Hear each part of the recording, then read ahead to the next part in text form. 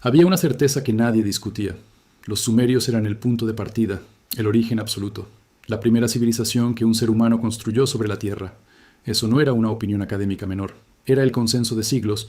Aparecían en todos los libros de historia, en todos los documentales, en todas las enciclopedias con la misma descripción. Un pueblo único, distinguible, que emergió del sur de Mesopotamia hace más de 5000 años portando consigo la escritura, la arquitectura monumental, los primeros códigos de ley, la primera astronomía sistemática.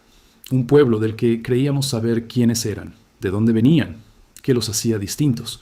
Esa versión fue enseñada en universidades durante más de 150 años, sin que nadie tuviera una herramienta capaz de contradecirla. Pero luego llegó el ADN, y lo que encontró no fue un origen claro, fue una ausencia que habla más que cualquier respuesta. Porque resulta que de la civilización que supuestamente lo inició todo, del pueblo que construyó Ur y Uruk, que inventó la rueda y el sistema sexagesimal que aún usamos para medir el tiempo, casi no existe ADN antiguo recuperable. Sus ciudades están enterradas bajo el sur de Irak. Sus cuerpos se desintegraron hace milenios, en un clima que destruye el material genético con una eficiencia que ningún laboratorio moderno puede revertir. ¿Cómo es posible que sepamos tanto sobre lo que los sumerios escribieron y tan poco sobre quiénes eran biológicamente? ¿Y qué revela esa ausencia sobre el relato que construimos en su nombre? Para entender lo que la genética perturbó, primero hay que entender cuán sólida parecía la versión oficial. El relato clásico sobre los sumerios tenía una arquitectura casi perfecta. A finales del cuarto milenio antes de nuestra era, en la llanura aluvial entre el Tigris y el Éufrates, surgió algo que no había existido antes en ningún lugar del planeta. La ciudad. No un asentamiento, no un campamento estacional, una ciudad, con templos escalonados, los zigurats, que se elevaban sobre el horizonte plano como señales hacia los dioses, con administración, con burocracia, con comercio a larga distancia, con una élite sacerdotal y una clase de escribas que registraban en tablillas de arcilla cada transacción, cada ofrenda, cada deuda. Uruk fue la primera.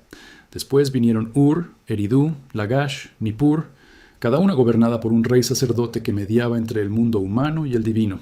Y los sumerios lo construyeron todo. Eso era lo que decía la historia. Más aún, su lengua lo confirmaba. El sumerio es un idioma aislado, un isolado lingüístico total. No tiene parientes conocidos, ni entre sus vecinos inmediatos, ni entre ningún otro idioma vivo o muerto que hayamos encontrado en 5000 años de estudio filológico. Ninguna familia lingüística lo reclama, ningún árbol genealógico lo ubica. Apareció en la escritura más antigua del mundo sin que podamos rastrear de dónde vino.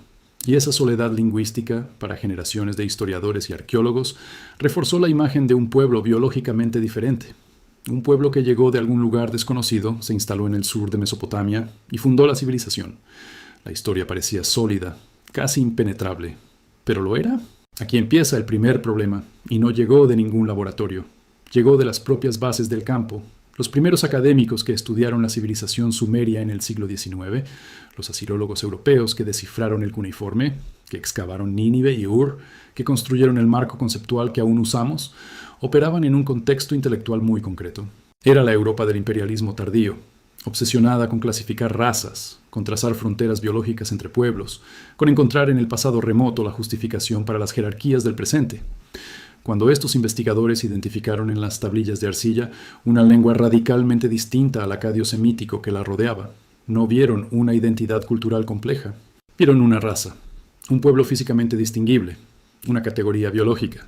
Y esa decisión interpretativa, tomar una diferencia lingüística y convertirla en una diferencia racial, se calcificó en el conocimiento académico de tal manera que tardó más de un siglo en cuestionarse de forma sistemática. El término mismo, sumerios, no viene de ellos. No se llamaban así.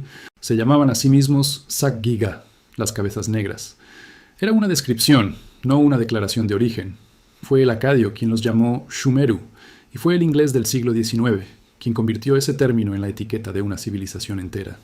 Lo que muchos historiadores ya señalaban desde finales del siglo XX era que hablar de los sumerios como un grupo étnico homogéneo era, en gran medida, una proyección moderna sobre una realidad antigua mucho más complicada.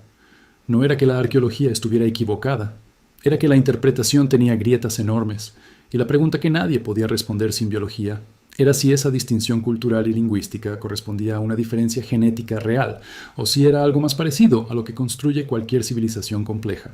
una identidad política, una categoría de pertenencia que no necesariamente coincidía con el origen de la sangre. Y hay una capa más profunda que tampoco todos veían. La confusión entre lengua, cultura material y ascendencia biológica no es un error menor, es un error estructural. Una civilización puede tener una lengua completamente única, como ocurre con el vasco, el japonés o el coreano, sin que eso implique que sus hablantes sean biológicamente distintos de sus vecinos. Una cultura material puede ser extraordinariamente coherente. Mismos estilos de cerámica, mismos métodos constructivos, misma iconografía religiosa. Y aún así estar producida por poblaciones de origen genético diverso. Los acadios y los sumerios vivieron juntos en las mismas ciudades durante siglos. Los textos bilingües que combinan sumerio y acadio aparecen muy temprano en el registro arqueológico. Los nombres propios en las tablillas administrativas de Ur muestran que personas con nombres semíticos y personas con nombres sumerios trabajaban lado a lado en los mismos templos, los mismos talleres, los mismos archivos.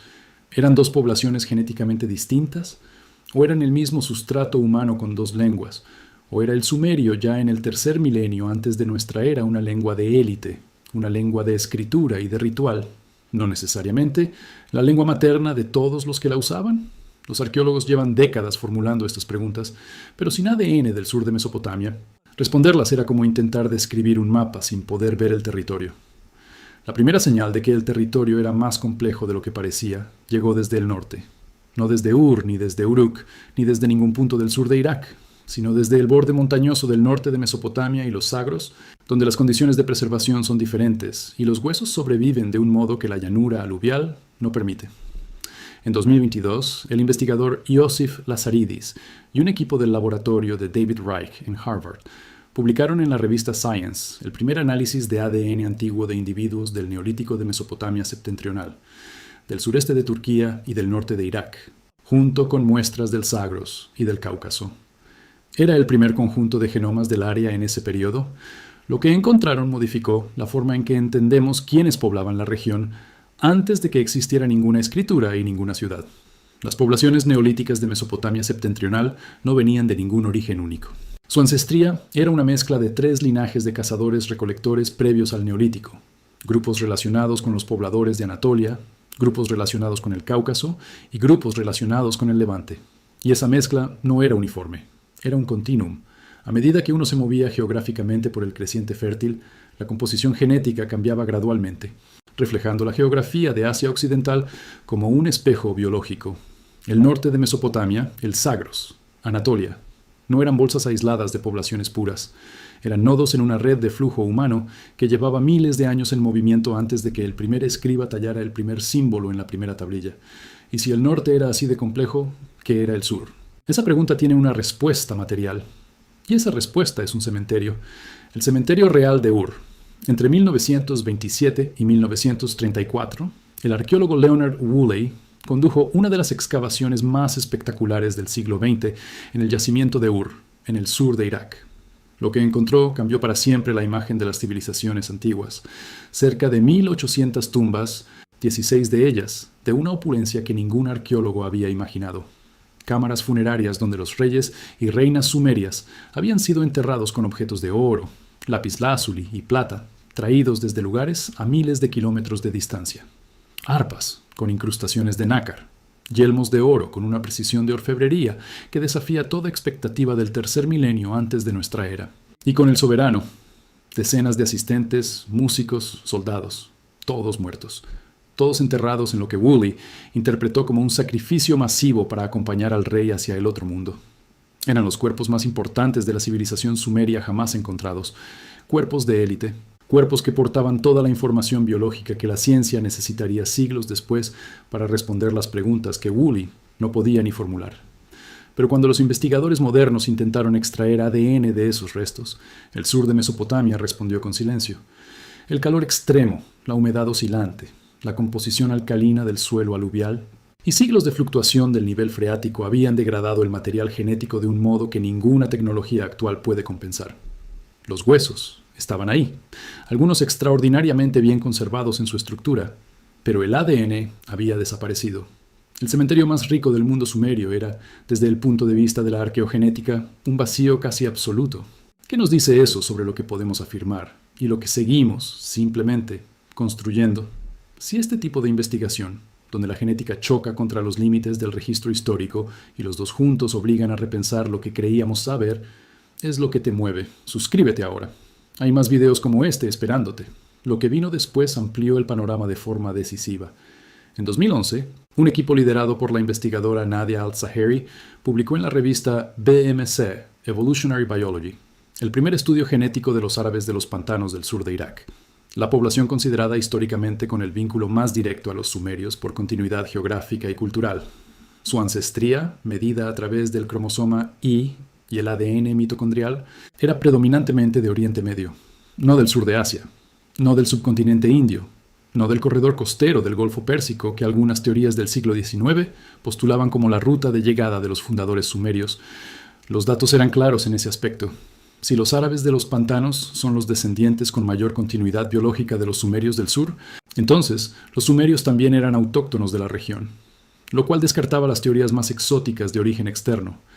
Pero al mismo tiempo, el estudio mostró algo que complicaba la imagen de un pueblo homogéneo, el cromosoma. Y, de esa misma población, contenía dos linajes distintos de origen y temporalidad diferente. Uno vinculado a una expansión local que algunos investigadores relacionan con el periodo de florecimiento de las ciudades-estado, aunque la datación exacta de esa expansión sigue siendo objeto de debate. El otro apuntaba a una conexión más antigua con el norte de Mesopotamia y el corredor del creciente fértil, no una línea recta desde un origen puro, una red. De nuevo, una red. Y ese patrón se extiende más allá de Mesopotamia. En 2025, un estudio publicado en una revista de referencia internacional reportó una conexión genética significativa entre individuos del antiguo Egipto y el creciente fértil, una mezcla de ancestría norteafricana con un componente del Fertile Crescent que confirma lo que la arqueología de superficie ya sugería desde hace décadas. El Nilo y el Éufrates no eran fronteras, eran carreteras. Este conjunto de hallazgos debilita de forma sistemática tres narrativas que circularon durante décadas sin cuestionamiento serio. La primera es la más extendida, que los sumerios eran una población biológicamente distinguible, que llegó desde un origen específico y fundó la civilización desde una posición de diferencia genética respecto a sus vecinos. Los estudios del norte mesopotámico y del Zagros, combinados con los análisis de los árabes de los pantanos como proxy indirecto, sugieren que la realidad era mucho más parecida a un mosaico de mezcla regional que a la llegada de un pueblo diferente. El creciente fértil era un continuum humano, no un mapa de casillas separadas. La segunda narrativa que se debilita es la que igualaba lengua aislada con origen biológico aislado. El sumerio es efectivamente un idioma sin parientes conocidos. Eso es real, fascinante, perturbador desde el punto de vista lingüístico. Pero eso no implica que sus hablantes fueran genéticamente distintos de sus vecinos. La evidencia disponible sugiere que la región fue poblada por grupos con ascendencias mezcladas mucho antes de que existiera ninguna lengua escrita. La tercera narrativa es más sutil y quizá más importante, que la historia que conocemos de los sumerios refleja fielmente lo que era esa sociedad para la mayoría de sus habitantes. Lo que la genética y la arqueología juntas empiezan a dibujar es que el sur de Mesopotamia era un espacio de convergencia, de comerciantes, de pueblos agricultores del Zagros, de pastores del norte, de grupos costeros del Golfo, que construyó una identidad cultural extraordinariamente potente, precisamente porque no era el producto de una sola sangre, sino de siglos de contacto, mezcla y negociación entre pueblos distintos. Pero nada de esto está completamente cerrado, y es necesario decirlo con la misma claridad con que se presentan los hallazgos. El problema central de la arqueogenética sumeria es un problema de preservación que la ciencia todavía no ha podido resolver. El sur de Irak, el Irak de Uruk, de Ur, de Eridu, de Nippur, es uno de los entornos más hostiles del planeta para la conservación del ADN antiguo. Las temperaturas extremas del verano mesopotámico, la alcalinidad del suelo aluvial rico en sales minerales, la humedad del subsuelo cerca de los canales de irrigación que los propios sumerios construyeron, y los siglos de fluctuación del nivel de los ríos han degradado el material genético de una forma que actualmente no tiene solución técnica. No existe todavía ningún genoma completo extraído de ningún individuo que viviera en las ciudades sumerias del sur durante el periodo de esplendor. Los estudios que existen son aproximaciones valiosas pero indirectas, poblaciones modernas que podrían ser descendientes, regiones geográficamente cercanas pero no idénticas, periodos prehistóricos anteriores al florecimiento sumerio. El genoma de un habitante de Uruk en el tren Yusur 200 antes de nuestra era no existe en ninguna base de datos del mundo. El genoma del rey enterrado en el cementerio de Ur se disolvió en el suelo aluvial hace milenios. La ciencia tiene aquí una limitación que no es metodológica, sino geológica. Y reconocerlo no debilita el argumento, lo hace honesto. Hay algo que estos hallazgos revelan más allá de sus datos técnicos. Los sumerios construyeron el primer sistema de registro del mundo. Con tablillas de arcilla escribieron contratos, himnos, lamentaciones, listas de reyes que se remontaban a tiempos anteriores al diluvio. Registraron el primer relato épico conocido, la historia de Gilgamesh, un rey que salió a buscar la inmortalidad y volvió con las manos vacías. Registraron sus cosmologías, sus dioses, sus mitos de origen. Construyeron una historia sobre sí mismos con una sofisticación que ninguna otra civilización de su tiempo podía igualar. Pero esa historia fue escrita por las élites de los templos, por los escribas de palacio, por los sacerdotes que gestionaban los graneros, los rebaños y los rituales. El granjero que cultivaba cebada en la orilla del Éufrates, el artesano que fabricaba herramientas de cobre en los talleres de Lagash, el mercader que llegaba de las montañas del Zagros con lapislázuli para los ornamentos reales. Ninguno de ellos escribió su historia. Su historia está en los huesos, y los huesos no hablan. El ADN no conoce el cuneiforme. Los marcadores genéticos no saben quién era el rey Ur-Nammu. No veneran a Enlil ni a Inanna. Y cuando la ciencia intenta hacerles preguntas directas a los restos humanos del sur de Mesopotamia, lo que recibe no es una respuesta, es silencio. Un silencio que tiene temperatura, tiene composición química, tiene una causa física perfectamente documentada, pero que paradójicamente dice algo muy concreto, que la civilización que creemos conocer mejor en términos de cultura material es la que menos podemos leer en términos biológicos. Sabemos qué pensaban, no sabemos del todo quiénes eran. Eso no significa que los sumerios inventaron una identidad falsa. Significa que hicieron lo que hacen todas las civilizaciones complejas. Construyeron una narrativa de origen, una lengua de prestigio, un sistema simbólico de identidad colectiva que funcionaba como cemento político entre grupos humanos que quizás tenían historias biológicas muy distintas. Durante 5.000 años, esa narrativa fue tan eficaz que nosotros, los que llegamos después, la confundimos con biología. La tomamos como descripción de una realidad racial y no como lo que probablemente fue, una identidad política extraordinariamente exitosa.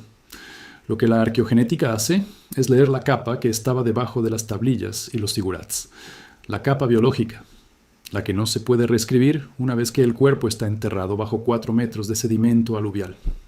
El problema es que en el sur de Mesopotamia, esa capa fue destruida por el clima antes de que pudiéramos leerla. Y eso nos deja frente a una pregunta que no es técnica, es personal. Si la civilización que fundó la escritura pudo construir durante milenios un relato sobre sí misma que la ciencia moderna todavía no puede verificar ni refutar completamente, ¿cuánto de lo que llamamos historia antigua es memoria de lo que ocurrió? ¿Y cuánto es simplemente el relato que sobrevivió porque tenía poder suficiente para perdurar? Déjalo en comentarios.